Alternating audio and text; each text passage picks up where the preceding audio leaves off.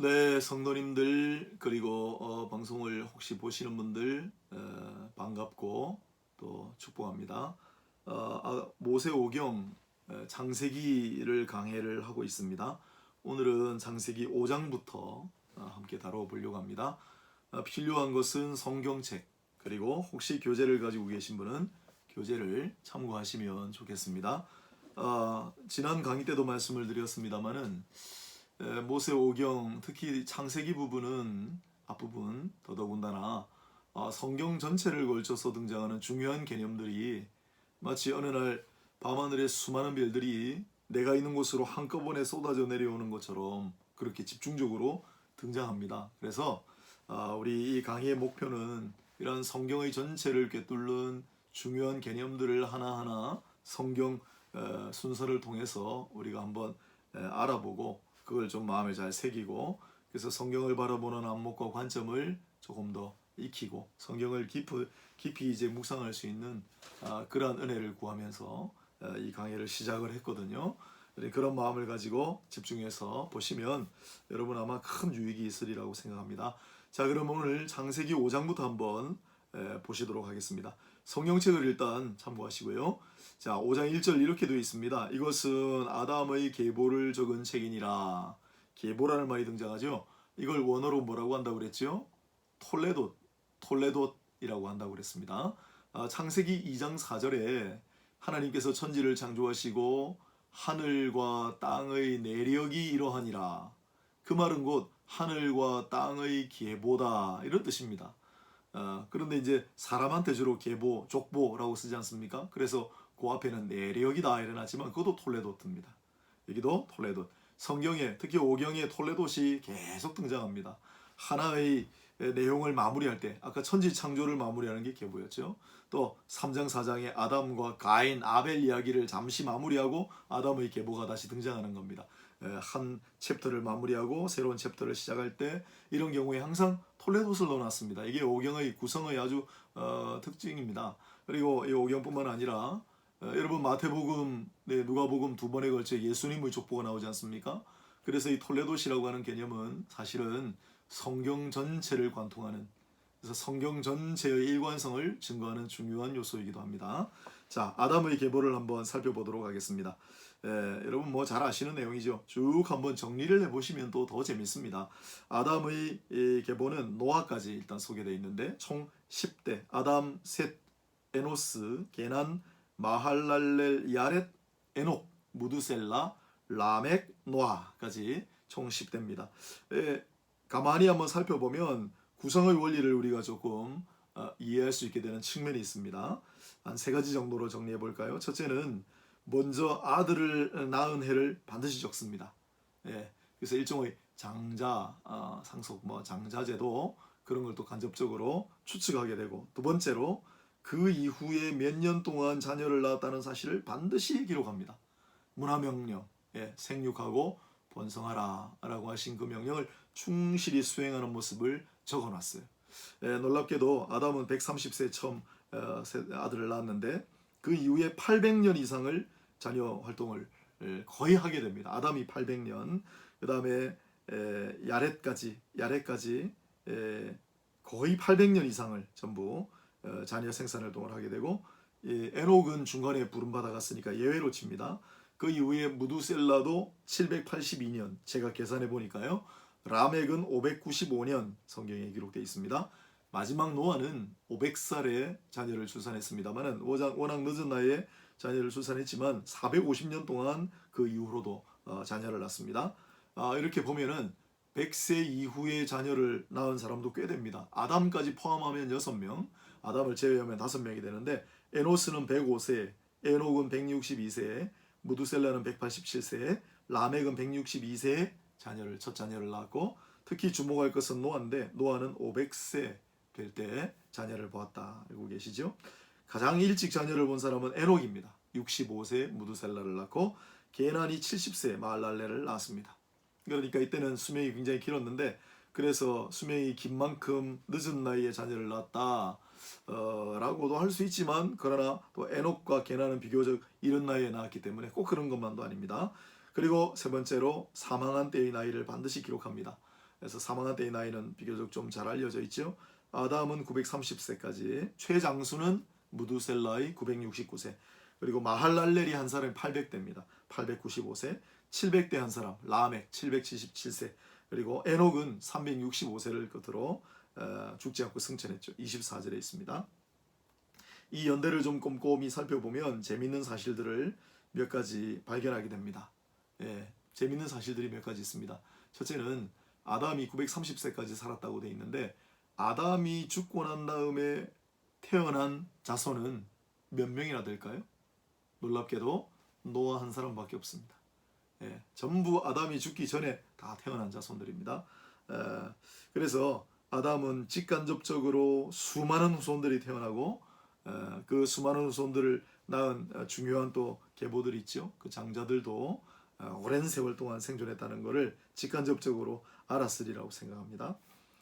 무두셀라는 너무 오래 살았기 때문에 그의 아들 라멕은 무두셀라 아버지가 사망하기 전에 먼저 죽었습니다. 그리고 라멕은 참 한번 우리가 눈여겨봐야 될 사람인데, 그의 아들이 노아 아닙니까? 노아는 500살 될 때까지 자녀를 못 낳았습니다. 여러분, 그 아버지 마음이 어땠겠어요? 500살 될 때까지 자식을 못 낳는데. 그런데 불행 중 다행이라고 할까? 라멕은 무두셀라 아버지가 엄연히 살아계신데도 불구하고 먼저 죽었지만은, 그러나 노아가 마침내 자녀를 출산하는 것은 보고 죽었습니다. 불행 중 다행이죠. 자, 그 다음에 노아는 500살 되던 해에 아들을 보았고, 600살 되던 해, 600세 되던 해 홍수를 체험하죠. 그 다음에 350년 이후인 아담력으로 하면은 2000년 정도 지나서 사망하게 됩니다. 그래서 아담부터 노아의 사망까지 쭉 해보면 한 2000년 정도 되거든요. 그렇기 때문에 젊은 지구론, 지난번에 강의를 조금 제가 했습니다마는 젊은 지구론자들의 주장의 근거가 또 되기도 합니다. 자, 6장 우리 노아의 홍수 내용을 살펴보도록 하겠습니다. 자, 노아 홍수 이야기를 본격적으로 하기 전에 먼저 전제를 좀 해야 될 게 있어요. 여러분, 노아 홍수 기사를 우리가 바라볼 때 두 가지 극단적인 견해가 있습니다. 하나는 노아 홍수의 모든 사실이 전부 다 성경에 기록됐다. 과학적으로, 사실적으로, 역사적으로 라고 하는 그런 견해고, 또 하나는 노아 홍수는 실제로 일어난 사건이 아니라 하나의 신화고 전설이고 하나의 비유 이야기다라고 보는 견해가 있습니다. 우리는 그 어떤 양쪽 극단도 취하지 않습니다. 자, 노아 홍수 이야기가 실제로 일어난 얘기가 아니라 신화요 전설이고 하나의 비유다 라는 이야기는 우리는 받지 않아요. 그렇지 않습니다. 홍수는 있었던 역사적인 사실입니다. 그 증거는 많습니다. 여기서 다 할 수는 없습니다만은, 그런데 노아 홍수 이야기가 전부 다 객관적으로 과학적으로 꼼꼼히 다 기록된 사실이다라고 하는 견해도 사실은 우리가 조금 조심해야 됩니다. 최근에 창조과학이라고 하는 거 여러분 잘 아마 아실 텐데, 많이 들어보셨을 텐데, 창조과학을 조금 지나치게 주장을 하면 그런 측면으로 빠지게 되는데요. 여러분 한번 생각해 보십시오. 노아 홍수 기간이 길었습니다. 전 지구적인 격변이 일어났어요. 그 많은 사실을 노아 홍수 기사 6장, 7장, 8장까지인데 9장은 언약이니까 6장, 7장, 8장 성경 석장에 걸쳐 그 많은 전 세계적인 그런 격변의 이야기들을 다 담을 수 있겠습니까? 불가능하다고 생각하지 않으세요? 성경 신약에 보면은 물론 예수의 행적 관련되는 거지만 예수님의 말씀, 예수님의 행적을 이 책에 다 담을 수가 없다. 다 담을 수 없습니다. 그래서 아마 대표적으로 중요한 내용만 압축해서 노아의 홍수 기사에 담아두었다라고 생각하셔야 됩니다. 그러면 그 노아 홍수 이야기에 정말 중요한 것이 뭔가? 무슨 이야기를 우리에게 전해주시려고 하는가? 우리는 거기에 좀 집중하려고 합니다. 여러분, 노아 홍수 이야기에서 제일 중요한 게 뭘까요? 죄입니다. 죄. 죄악이 관영했다. 부패했다. 그게 제일 중요한 첫 번째 개념이고, 그리고 노아 이야기를 딱 하면서 노아는 당대 의인이라 얘기 나오고, 노아는 하나님께 은혜를 입은 자라. 은혜라는 개념이 나와요. 은혜라는 개념, 하나님 보시기에 의롭다라는 개념이 툭 등장해요. 얼마나 중요한 개념입니까? 그 다음에 세 번째로 사람들의 죄를 씻으시는, 홍수니까 물로 씻으셨죠. 그래서 속죄, 물론 다 쓸려가고 노아와 일부만 남았는데 속죄의 개념이 등장합니다. 그 다음 마지막으로 언약의 개념이 등장하죠. 그래서 노아 홍수 이야기가 우리에게 들려주고자 하는 메시지는 바로 이 네 가지. 제일 핵심이 죄, 그로 말미암은 부패, 그 다음에 은혜, 그 다음에 속죄, 그 다음에 언약. 이 네 가지 개념을 우리는 살펴봐야 됩니다. 그러니까 다른 지엽적인 사실들은 어차피 이 많은 이야기들이 노아 홍수 때 일어났던 그 전 지구적인 많은 사실들을 다 담고 있지 못합니다. 그렇기 때문에 우리는 신학적으로 중요한 것, 신앙적으로 중요한 것만 조금 다루도록 하겠습니다. 나머지는 여러분 여러 가지 참고 자료나 그런 걸 한번 보시고 또 교재 가지고 계신 분은 교재를 보시면 좋겠습니다. 자, 홍수의 원인부터 한번 아까 전에 서두에 조금 설명해 드렸는데 홍수의 원인, 결론적으로 말씀드리면 죄죠. 죄악이 관여해 있기 때문이죠. 천천히 한번 살펴보겠습니다. 6장 1절을 한번 성경책 가지신 분은 6장 1절을 보시고 안 가지시고 혹시 뭐 청소하시다가 또 여러 가지 일하시다가 이거를 들으시는 분들도 많이 계신다고 하던데 괜찮습니다. 들으시면 됩니다. 6장 1절 사람이 땅 위에 번성하기 시작할 때 그들에게서 딸들이 나니 번성하다. 사람이 땅 위에 번성해 당연하죠. 아까 전에 말씀드린 대로 800년 이상을 자녀를 출산한 그러한 10대 가운데 많이 있었죠. 얼마나 많은 사람들이 이 땅에 태어났고 이 땅에 많이 살았겠습니까? 번성했다. 사람이 번성했다. 그런데 6장 5절을 보시면 여호와께서 사람의 죄악이 세상에 가득함과 사람도 땅에 가득한데 비례해가지고 사람의 죄악도 땅에 가득하다. 여러분 사람이 번성한다니 번성하다라는 말하고 죄악이 세상에 가득했다. 옛날엔 관영했다라고 그랬죠. 그래서 이 번성하다라는 말하고 가득하다라는 말이 단어가 같습니다. 라바라고 하는 단어가 같습니다. 그래서 이 땅에 사람이 번성하는 동시에 이 땅에 사람의 죄악도 번성했다라는 뜻입니다. 그렇다면 이 홍수는 이 잘못된 번성, 사람이 번성하는 건 하나님께서 원래 명령하신 거예요. 그러나 죄악이 번성하도록 원하신 건 아닙니다. 그렇기 때문에 잘못된 번성, 잘못 실천한 문화명령, 그것을 바로잡는 장치가 바로 노아의 홍수다. 이렇게 보시면 됩니다. 이 노아 홍수가 끝나고 난 다음에 창세기 9장 1절을 보면 이런 구절이 적혀 있습니다. 하나님이 노아와 그 아들들에게 복을 주시며 복 바라크죠. 그들에게 이르시되 생육하고 번성하여 땅에 충만하라. 새로운 후손에게 새로운 문화 명령을 주십니다. 왜 그랬겠습니까? 이후로는 부진정한 번성이 아니라 진정한 번성을 이루고 잘못된 번성이 아니라 참된 번성을 이루라. 그렇게 새로운 명령을 주신 겁니다. 여러분 생각합니다. 노아 이후의 인류는 그렇게 하나님께서 새롭게 주신 명령을 충실하게 이행했나요? 아니, 지금 오늘을 살고 있는 우리는 하나님께서 이렇게 명하신 진정한 번성, 참된 번성을 이루고 있습니까? 시간 관계상 우리가 자문하고 여러분이 자답해 보시기 바랍니다. 2절을 한번 보겠습니다. 하나님의 아들들이 사람의 딸들의 아름다움을 보고 자기들이 좋아하는 모든 여자를 아내로 삼는지라. 하나님의 아들들이라고 하는 단어가 등장합니다. 하나님의 아들들이 사람의 딸들을 아름다움을 보고 아내로 삼았다. 여러분 이 하나님의 아들들은 누구일까요? 하나님의 아들들. 여러 가지 견해가 있습니다. 우리가 정확하게 알지 못합니다. 전부 이 다음 천국 가가지고 이 다음 천국 가서 뭐 주님을 만나든지 물어보십시오. 이 하나님의 아들들을 해석할 때 첫 번째 견해는 유대인들이 특히 취하는 견해인데 유대인들이 생각하기는 이들은 지도자들이다. 지도자들급을 하나님의 아들들이라고 했다. 그런 유대인들의 견해고요. 두 번째 견해는 천사들일 거다라고 생각하는 견해입니다. 루터도 이 견해를 따랐습니다. 천사들이 사람의 딸들을 취하여 아내로 삼았다. 언뜻 납득이 안 가시죠. 세 번째 견해가 우리가 지금 많이 따르고 있는 견해인데 칼빈 이후에 많은 사람들이 생각하는 바로 이 하나님의 아들들은 하나님의 택한 자손, 특히 이 당시만 해도 셋의 자손들, 하나님 택함 받은 자손들이 사람의 딸들의 많은 여인들을 아내로 삼았다. 그렇게 일단은 봅니다만은 그런 하나님의 아들들 무슨 취지로 그렇게 말씀하셨는지는 정확하게 우리가 확실히 알지는 못합니다. 자, 6장 2절에 하나님의 아들들이 나오는데 6장 4절에도 하나님의 아들들 이어집니다. 그 후에도 하나님의 아들들이 사람의 딸들에게로 들어와 자식을 낳았으니 그들은 용사라 고대의 명성이 있는 사람들이었더라. 그래서 하나님의 아들들이 딸들, 세상의 사람의 딸들하고 결혼을 해가지고 자녀를 낳을 때 그들을 용사라 불렀다. 이 용사라고 하는 개념도 굉장히 중요합니다.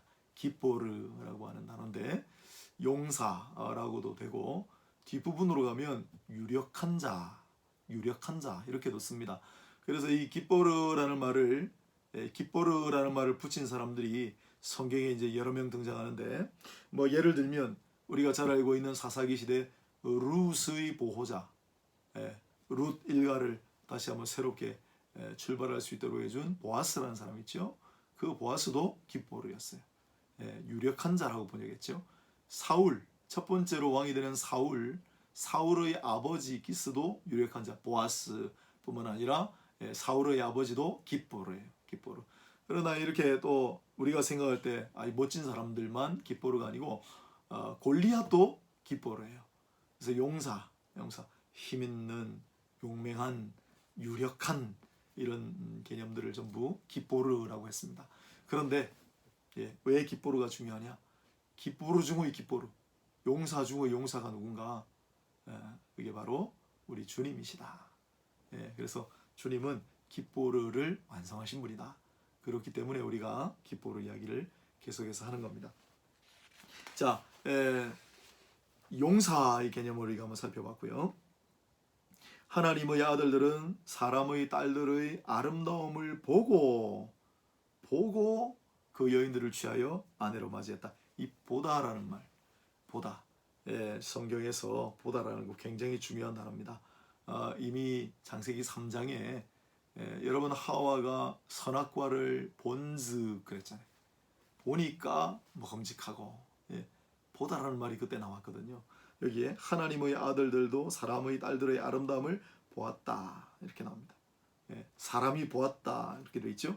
그런데 6장 5절을 보시면 다시 여호와께서 사람의 죄악이 세상에 가득함과 그의 마음으로 생각하는 모든 계획이 항상 악할 뿐임을 보시고 사람의 보다와 하나님께서 보신다라고 하는 게 딱 대비되어 있죠. 이게 굉장히 중요합니다.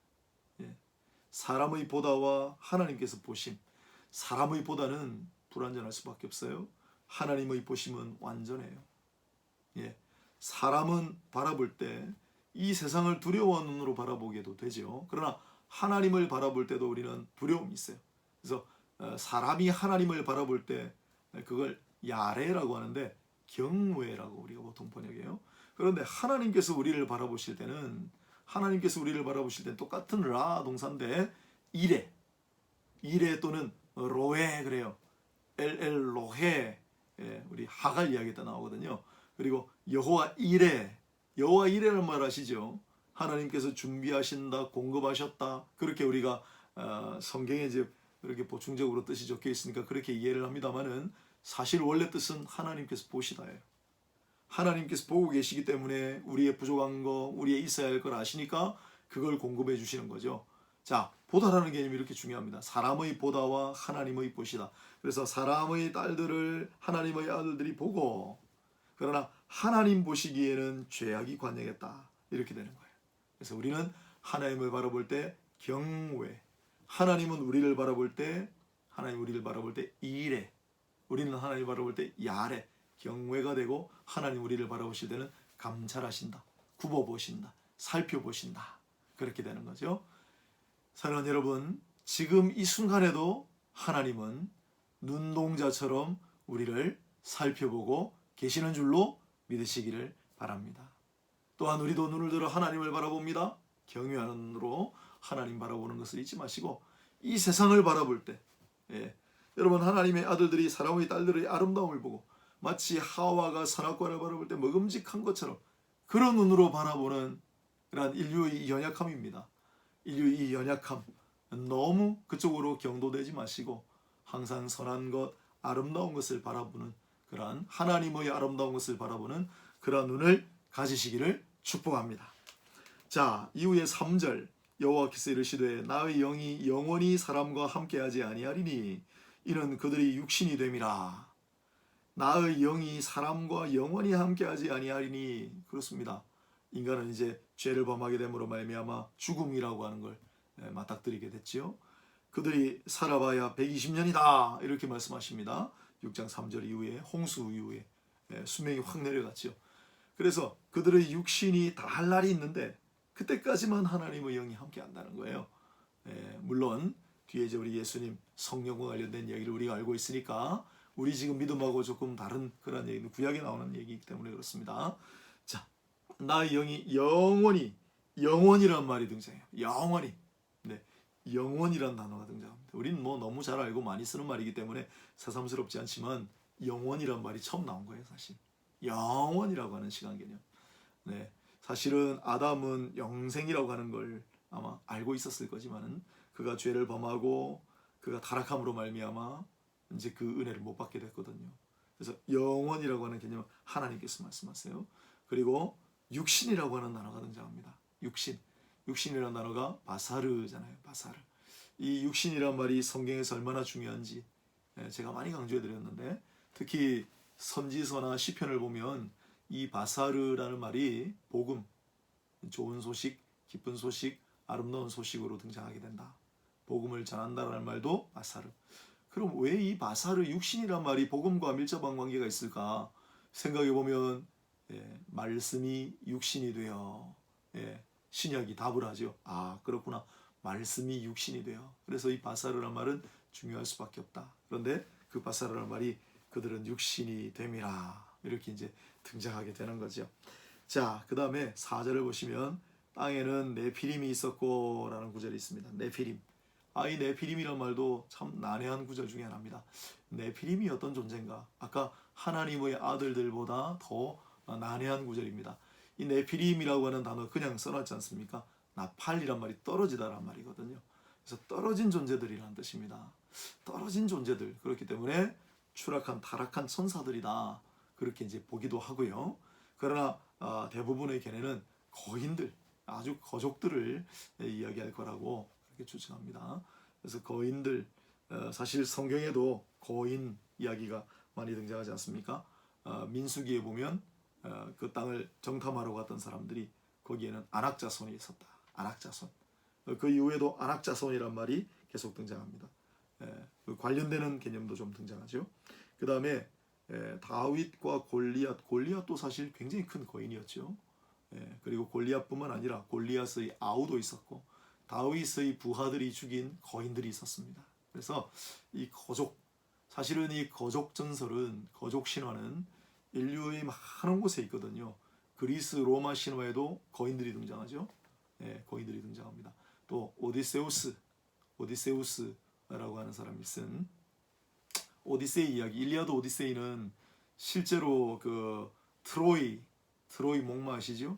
트로이 성이 실제로 고고학적으로 발굴이 되면서 그게 완전히 하나의 그냥 하나의 신화 전설이 아니고 역사적인 그런 근거를 가지고 있다는 걸 우리가 이제 알게 됐죠. 그 오디세우스. 그러나 뭐 번복이 돼 있습니다만은 오디세우스가 이제 집으로 돌아오는 길에 굉장히 바다를 이제 방랑하게 됩니다. 그때 한 섬에서 외눈박이 거인을 만나게 되죠. 키클롭스. 아무튼 지구상 곳곳에 이 거인들에 관한 많은 이야기들이 있습니다. 실제로 골리앗은 뭐 성경에 뚜렷이 있으니까. 그래서 우리가 알지 못하는 어떤 그런 거인들, 우리가 알지 못하는 그런 어떤 거족들, 그런 게 있지 않는가. 성경은 우리 역사가 알지 못하는 많은 진리들을 담고 있습니다. 그렇게 하시고, 그래서 네피림을 그렇게 해석해도 괜찮다. 그러나 네피림이 추락한 천사를 이야기하는 건지 아니면 이 땅에 살았던 거인들, 그런 특별한 족속들을 이야기하는 건지는 잘 모릅니다. 정확하게 알지 못합니다. 하나님의 신비한 용어들입니다. 그렇게 하시고, 자 이제 진짜 중요한 거 6장 5절 아까 전에 여호와께서 사람의 죄악이 세상에 가득함과 그의 마음으로 생각하는 모든 계획이 항상 악할 뿐임을 보시고 죄악이 관영했다 그랬죠. 6절을 보면 땅 위에 사람 지으셨음을 한탄하사 마음에 근심하시고, 그래서 한탄하셨다, 근심하신다, 이게 계속 나와요. 한탄하신다, 근심하신다. 이게 중요합니다. 예, 하나님은 완전한 분이시죠. 하나님은 절대 주권자이시고 하나님은 전지전능하신 분이죠. 그러면 처음부터 완전히 선한 것 지으시면 되는데 짓고 난 다음에 한탄하셨다. 그럼 뭔가 하나님께서 좀 실수하신 것 같고 하나님께서 후회하시는 것 같고 하나님께서 불완전한 것 같고 그렇게 느껴지지 않습니까? 이 문제를 어떻게 할 것인가? 그래서 이 한탄하시다, 근심하시다 이런 표현들을 우리가 뭐라고 부르느냐면 신인동형론적인 표현이다, 그렇게 부릅니다. 신인동형론적인 표현, 즉 하나님과 사람이 마치 같은 것처럼, 다시 바꾸어 말하면 하나님은 신이시기 때문에 우리하고 같지 않습니다. 우리는 피조물일 뿐이죠. 그러나 우리는 피조물의 눈으로 모든 걸 바라보고 판단하지 않습니까? 그래서 하나님께서 하나님의 영역을 가지고 뭔가를 계시하시면, 하나님의 것으로 하시면 우리는 못 알아들어요. 그렇기 때문에 인간 수준으로 팍 낮춰서 계시하신다.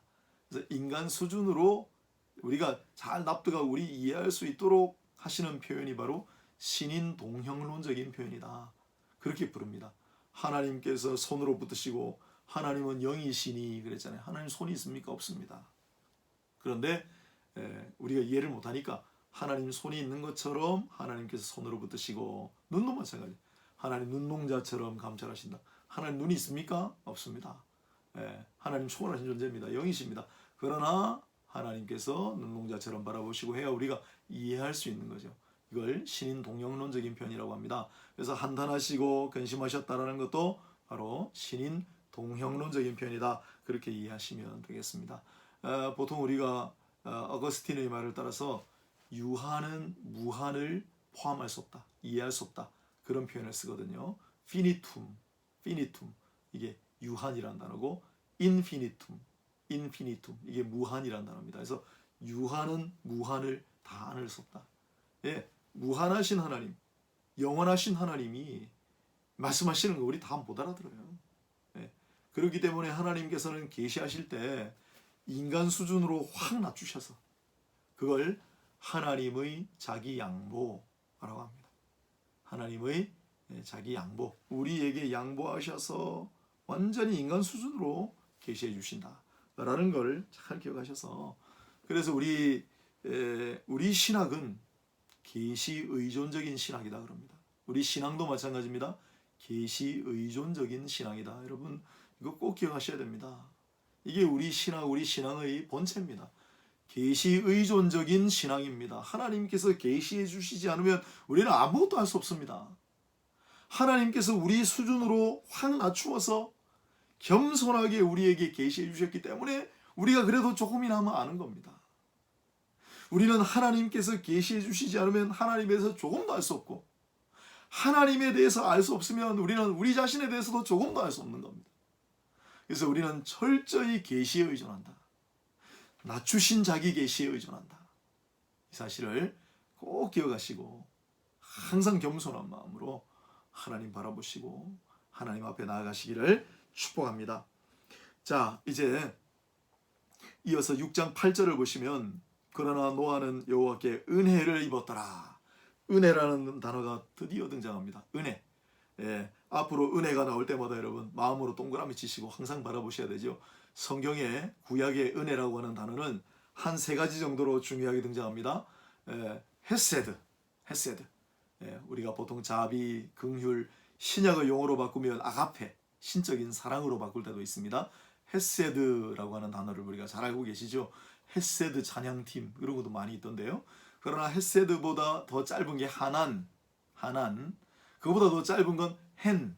그래서 오늘 여기 노아는 여호와께 은혜를 입었더라, 여기 등장하는 단어는 한 글자짜리 헨, 하난, 헤세드, 어원이 다 같습니다. 다 그냥 은혜라고 보시면 됩니다. 여러분 은혜가 뭐예요? 은혜가 뭡니까? 은혜를 정의하실 수 있어야 돼요. 그거 굉장히 중요합니다. 뜻밖의 은혜가 뭔지 잘 모르는 분이 많아요. 뭐 은혜는 은혜죠. 그런 얘기는 누구나 할 수 있죠. 은혜가 무엇입니까? 하나님께서 우리의 자격, 우리의 공로 관계없이 대가나 조건도 바라지 않으시고 우리에게 그냥 주시는 호의 선물을 은혜라고 합니다. 다시 한번 돌려보시고 꼭 암송하시기 바래요. 노아가 은혜를 입었더라. 여러분, 왜 노아가 은혜를 입습니까? 노아가 뭐 잘한 게 있나요? 아니에요. 아무 자격 공로 없어요. 그러면 노아에게 은혜를 베풀어 주시면서 너는 뭐 이러이러한 거를 은혜를 받았으니까 특별하게 해야 된다, 그런 말씀 하시던가요? 없어요. 아무런 자격 공로 없고 대가나 조건 없이 그냥 노아를 정하셔서 은혜를 주신 거예요. 그게 하나님의 은혜의 특징입니다. 그래서 이 죄악으로 관영한 땅, 죄악이 관영하다라고 하지 않았습니까? 그런데 노아라고 하는 사람을 향하여 한 줄기 은혜의 빛이 쫙 비치는 모습이에요. 어둠이 가득할수록, 온통 캄캄할수록 그 빛은 더욱 아름답지 않겠어요? 더욱 찬란해 보이지 않겠습니까? 그래서 로마서 5장 20절에 바울이 죄가 더한 곳에 은혜가 더욱 넘쳤나니라는 겁니다. 죄악이 관영했어요. 너무나 죄악이 관영해서 이제 더 이상 돌이킬 수가 없는 지경까지 온 거예요. 그때 한 줄기 은혜의 빛이 노아에게 비춰온 거예요. 오늘 이 시대도 죄악이 참 많이 관영합니다. 죄악이 가득합니다. 이 죄악 가득한 세상 가운데 오늘 하나님의 사랑하시는 여러분에게 한 줄기 은혜의 빛이 노아처럼 비춰지기를 주님의 이름으로 축복합니다. 자, 그 은혜를 입은 사람이 노아였습니다. 그런데 이 노아를 설명하는 구절도 있어요. 노아는 의인이요 당대의 완전한 자라. 그는 하나님과 동행하였으며. 그러나 여러분 헷갈리지 마시기 바랍니다. 노아가 의인이고 노아가 완전한 자이기 때문에 하나님께서 그에게 은혜를 주셨다? 아니에요. 이 단어들은 물론 의인이라고 하는 거, 완전하다라고 하는 거 조금 더 살펴봐야 되겠습니다만은, 그러나 노아가 완벽한 완전한 사람이 아니라는 거는 노아 홍수 이후에 노아가 술 취해가지고 잘못하는 그런 일들 우리가 보게 되죠. 노아는 완전한 사람 아닙니다. 그는 신이 아닙니다. 그도 인간입니다. 그에게 은혜를 베풀어 주신 것은 그의 자격이나 공로, 자질과 무관합니다. 그러나 노아는 그래도 그 땅 사는 사람들 가운데 의로운 사람이었고 당대의 완전한 사람이라고 부를 수 있는 그런 인물이었다는 거죠. 그는 하나님과 동행하였다라고 하고 있습니다. 의라고 하는 개념이 등장해요. 의라고 하는 개념이 등장합니다. 그래서 이 의라고 하는 개념, 의로운, 의롭다, 형용사죠. 우리로 정말 중요한 단어죠. 정말 중요한 단어죠. 성경 전체에 정말 중요한 단어죠. 그래서 차디크라고 하기도 하고 약간 복수형으로서 체다카, 체데크, 사디크, 체데크, 체다카, 치읓, 디귿, 키읔 이렇게 되어 있습니다. 이게 의예요. 의라고 하는 개념이 앞으로 수도 없이 등장하게 될 텐데, 이 차디크, 체데크, 체다카라고 하는 말은 특히 후속사적으로 또 우리 개혁신학적으로 굉장히 중요합니다. 의. 사실은 이제 우리 종교개혁의 후예들 아닙니까? 우리가 종교개혁의 후예들, 우리는 개혁신학, 개혁교회 이런 걸 좀 많이 우리가 강조하고 그걸 우리가 좀 스스로 충분히 좀 소화를 해야 되는데 오늘날 그걸 강조하는 경우가 많이 없습니다. 우리 개혁신학, 우리는 개혁신학이거든요. 우리 종교개혁의 핵심이 뭘까요? 물론 종교개혁의 5가지 모토는 오직 말씀이신 그리스도, 오직 예수, 예수를 믿음, 오직 믿음, 믿음조차 선물로 주신 오직 은혜, 오직 하나님께 영광. 또 5개가 종교개혁의 5대 원리 아닙니까? 그러나 이제 종교개혁을 시작하게 된 것은 오직 말씀. 어떤 말씀입니까? 특히 의인은 믿음으로 말미암아 살리라라고 바울이 이야기한 거. 그리고 그 바울은 역시 하박국서 구약에 있는 말씀을 인용했죠. 그래서 그 믿음으로 말미암아 의롭다 여기심, 그건 처음 최초는 아브라함 때 나오잖아요. 아브라함 15장 창세기. 그래서 믿음으로 말미암는 그걸 우리가 이신칭의라고 하지 않습니까? 믿음으로 하나님께서 우리를 의롭게 여겨주신, 이게 바로 우리 개혁신학의 핵심이에요. 우리는 여전히 죄인처럼 살지만, 여전히 죄짓고 살지만 하나님께서 예수 그리스도를 믿는 그 믿음을 보시고 예수께서 이루신 의가 우리에게 전가되어서 예수께서 이루신 의 때문에 그를 믿는 자들을 의롭게 여기시는 거죠. 우리가 완전히 의인된 게 아니죠. 예, 우리가 완전한 자가 되는 게 아니죠. 이게 우리 개혁신학의 핵심인데 이 중요한 의의 개념이 노아에게 먼저 나타난다. 예, 그러면 아브라함도 믿음으로 말미암는 의를 말씀하셨죠. 그러면 노아는 어떤가? 노아는 다른 의일까? 아니에요. 저는 노아도 믿음이라고 하는 게 전제되어 있다고 생각해요. 아까 전에 우리가 아담의 계보를 좀 읽었는데 여러분 노아가 몇 살에 자녀를 낳았다고요? 500살에 자녀를 낳았어요. 예. 그 앞에 자기의 선진들도 아담 돌아가신 다음에 노아가 태어났지만은 그 앞에 자기 선진들이 얼마나 오랜 기간 동안 얼마나 많은 자녀를 생산했다는 것을 알고 있었을 거 아닙니까? 그런데 자기에게는 500년 동안 자녀가 없어요. 여러분 아브라함이 100세 될 때까지 자녀 없는 건 그건 아무것도 아니에요. 노아는 500살 될 때까지 자녀가 없었습니다. 그러나 그는 일탈하지 아니하고 나중에 하나님께서 노아의 방주를 만들라고 하실 때도 홍수 날 때까지 거의 100년 기간이니까 거의 한 100년. 하여튼 노아는 기다림의 명수예요. 그 오랜 세월을 믿음 잃지 않아요. 순종하는 사람이에요. 그래서 의죠. 그래서 노아도 믿음이 전제가 된다라고 저는 보는 거죠. 그래서 노아도 의인이다라고 할 땐 그 노아의 믿음을 보시고 그렇게 하는 거지 다른 걸 가지고 의라고 하는 건 아닙니다. 그래서 그 노아와 함께 하나님께서 동행하셨다. 할라크라는 말인데 하나님이 동행하시다라는 말도 이제 노아 때 처음 등장하게 됩니다. 자, 그 다음에 11절을 제가 한번 보겠습니다. 그때 온 땅이 하나님 앞에 부패하여 포악함이 땅에 가득한지라. 부패라는 말이 처음 등장해요. 샤가트라는 말인데 부패라는 말이 처음 등장해요. 죄로 인한 오염의 결과가 부패예요. 부패하다, 타락하다 보통 그러잖아요. 그래서 죄로 말미암아 온 땅이 죄악이 관영함으로 온 땅이 부패하게 되었다. 땅에서 모든 혈육 있는 자의 행위가 부패하였다. 12절에 한 번 더 이야기해요. 모든 혈육 있는 자의 행위가 다 부패하였다. 이것이 성경이 정의하는 인간론입니다. 성경이 정의하는 인간론, 부패. 성경 구절을 조금 참고해 볼까요? 모세에게도 이렇게 말씀하셨어요. 출애굽기 32장 7절입니다. 네 백성이 부패하였도다. 다윗은 이렇게 고백합니다. 시편 14편 1절 어리석은 자는 그의 마음에 이르기를 하나님이 없다 하는도다. 그들은 부패하고 그 행실이 가증하니 선을 행하는 자가 없도다. 시편 14편 말씀이에요.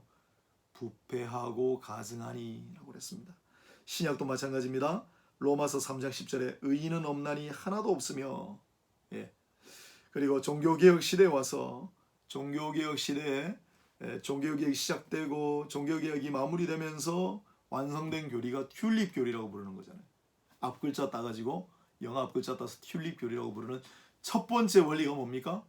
인간의 전적 부패와 타락입니다. 성경은 죄악으로 말미암아 부패하고 타락했다고 얘기합니다. 그러면 인간이 스스로 그걸 개선할 소지, 개선할 가능성이 있느냐? 그게 없다라고 보는 게 우리 개혁신학이에요. 그거 없다라고 보는 게 우리 개혁신학이고 조금은 있을 것이다라고 보는 게 로마 가톨릭이고 그 사이에 이제 놓여 있는 몇 가지 교파들이 있습니다. 아무튼 부패했다. 그러면 이 죄악이 관영하고 완전히 부패해버린 이 세상을 하나님께서는 어떻게 하려고 하셨을까? 쓸어버리시겠죠. 그런데 그 중에도 일부를 살리신다. 그 일부는 전체 인류를 대표해서 살리신 거기 때문에 사실은 인류를 살리시는 겁니다. 인류의 죄를 속죄하시는 겁니다. 죄를 사하여 주시는 겁니다. 그게 노아 홍수, 특히 방주 이야기입니다. 그래서 이제 방주 이야기를 14절 너는 고페르 나무로 너를 위하여 방주를 만들되 그 안에 칸들을 막고 역청을 그 안팎에 칠하라. 너는 고페르 나무로 너를 위하여 방주를 만들되 이 고페르 나무라는 말, 고페라는 말을 그냥 썼잖아요. 고페르. 이 고페르라고 하는 단어는 그 뒤에 있는 역청이라는 거하고 같은 단어입니다. 무슨 뜻이냐면 고페르도 그렇고 역청도 그렇고 덮다라고 하는 단어에서 왔어요. 덮다. 영어로 커버. 그래서 고페르가 덮다예요. 덮다. 고페르 나무는 덮는 나무예요. 그리고 역청도 위에다가 발라서 덮는 그런 도구로 쓰이지 않습니까? 덮는 겁니다. 그 노아의 방주는 고페르 나무로 만들었다. 이 고페르라는 말이 덮다라는 말이 나중에 어디에 쓰이느냐? 속죄소, 속전, 대속, 속죄 할 때 쓰인단 말이에요.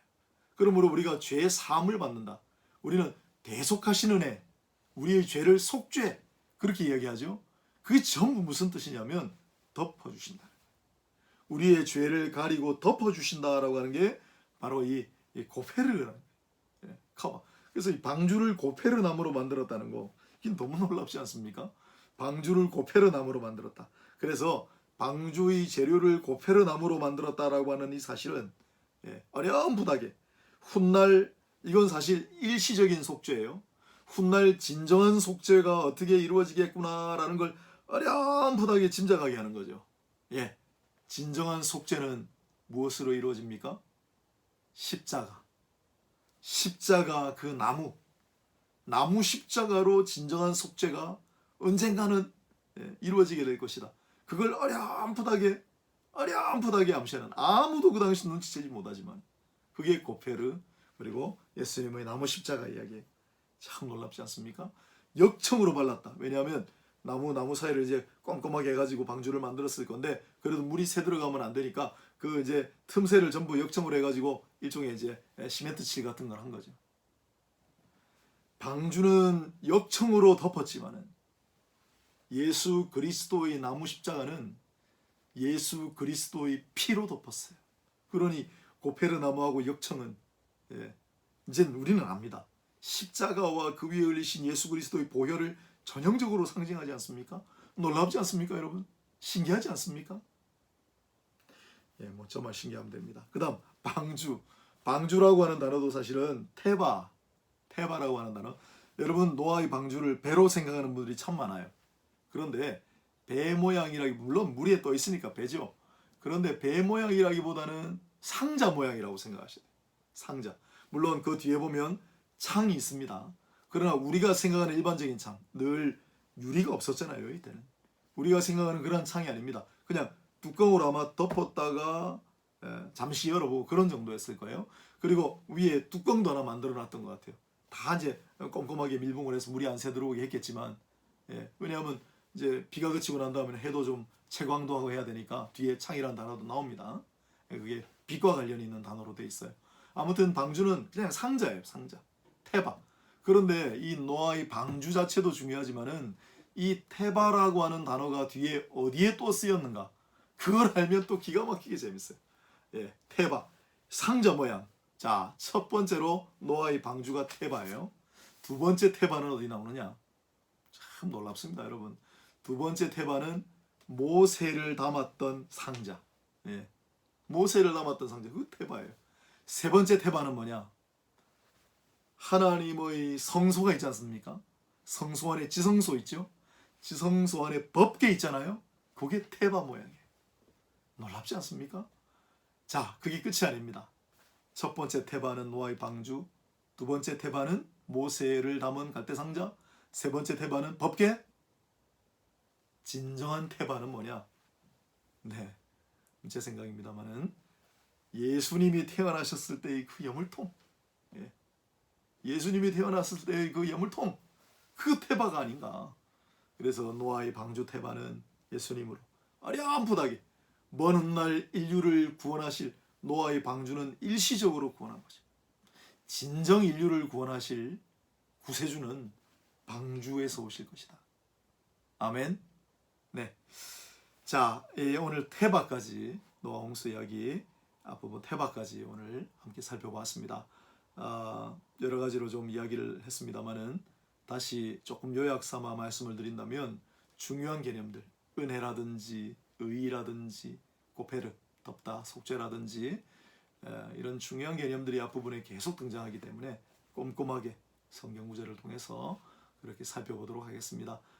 이러한 내용들이 여러분의 정말 심령에 큰 울림이 있고, 여러분 성경을 바라보실 때, 그리고 앞으로 살아가실 때도 큰 영적인 유익이 되는 그러한 시간이 될 수 있기를 바라는 마음이고, 오늘 한 날도 주님 안에서 평안하시고 모든 일 형통하시기를 바라며 우리 주 예수 그리스도 이름으로 축복합니다. 감사합니다. 다음 시간에 뵙도록 하겠습니다.